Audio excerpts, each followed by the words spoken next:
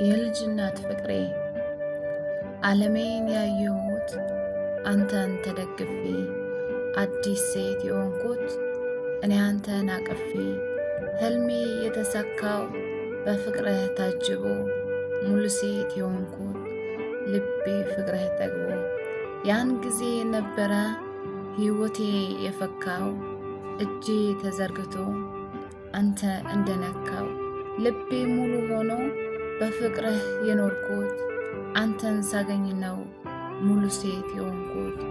የልጅነት ፍቅሬ የቤቴ አባወራ ኩራት ይሰማኛል ስኖር ካንተ ጋራ።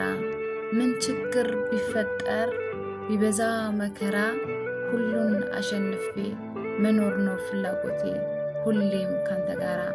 ከወደዳችሁት ላይክ እና ሼር ያድርጉ።